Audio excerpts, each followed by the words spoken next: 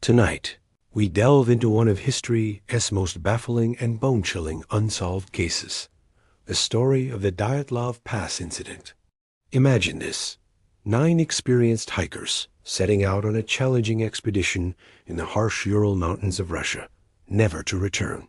What happened to them on that fateful night in February 1959 has become a puzzle that continues to mystify investigators and armchair detectives alike. The group, led by Igor Dyatlov, was comprised of students and graduates from the Ural Polytechnical Institute. They were all young, fit, and well-versed in surviving extreme winter conditions. Their goal was to reach Otorten, a mountain whose name, in the local Mansi language, eerily translates to "Don't go there." They never made it. When the search party was finally dispatched, after the group failed to send a prearranged telegram, what they found was beyond anyone's worst nightmare. Their tent, pitched on the slopes of a mountain ominously named Kholat Syakhl, or Dead Mountain, was sliced open from the inside. It seemed the hikers had fled in a panic, leaving behind all their warm clothes, shoes, and supplies in sub-zero temperatures. Following a trail of footprints in the snow, the searchers made their first grim discovery. Under a large cedar tree, about a mile from the camp, lay the bodies of 2 hikers. They were barefoot and dressed only in their underwear. The branches of the tree above them were broken, suggesting someone had tried to climb it, perhaps to get a better view or escape from something. A small, extinguished fire was found nearby. 3 more bodies, including that of group leader Igor Dyatlov, were found between the cedar tree and the camp. Their position suggested they were trying to crawl back to the relative safety of the tent, but succumbed to the freezing cold. At this point, the official cause of death for all 5 was hypothermia, a tragic yet understandable end given the circumstances. But the mystery was only just beginning. It took another 2 months for the remaining 4 hikers to be found. They were discovered in a ravine, buried under more than 10 feet of snow, not far from the cedar tree. And this is where the story takes a dark and disturbing turn. These 4 had suffered catastrophic internal injuries. One had a severely fractured skull. 2 others had massive chest fractures. A medical examiner compared the force of their injuries to that of a high-speed car crash. Yet, bafflingly, there were no external signs of a struggle or impact on their bodies. To make things even stranger, one of the hikers, Ludmila Dubinina, was found missing her tongue, eyes, and part of her lips. The other bodies in the ravine also showed similar soft tissue damage. What could have caused such specific and horrific injuries? Over the years, theories have ranged from the plausible to the outright bizarre.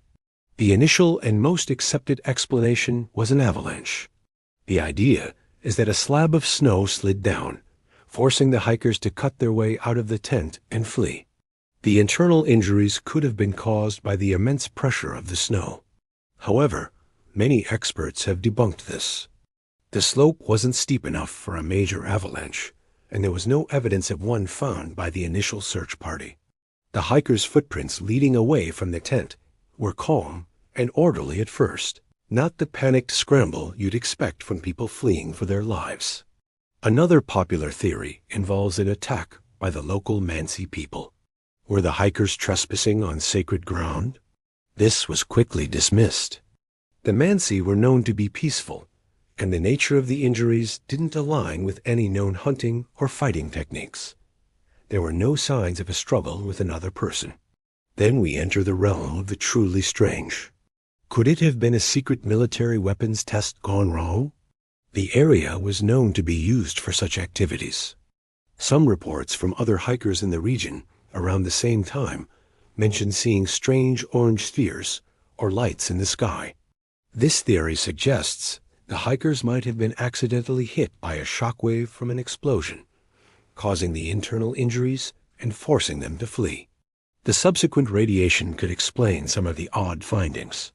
In fact, some of the hikers' clothing was found to have traces of radioactivity, but the levels were low and could have had a natural explanation. The government, of course, has always denied any military involvement. And what about the most outlandish theories? Some speculate about an animal attack, perhaps a bear. But again, the lack of external wounds or tracks makes this unlikely. Others have pointed fingers at something even more mysterious: infrasound.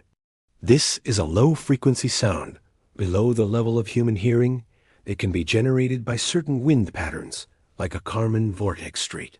It's been suggested that this could induce feelings of intense panic, nausea, and dread, causing the hikers to irrationally flee their tent.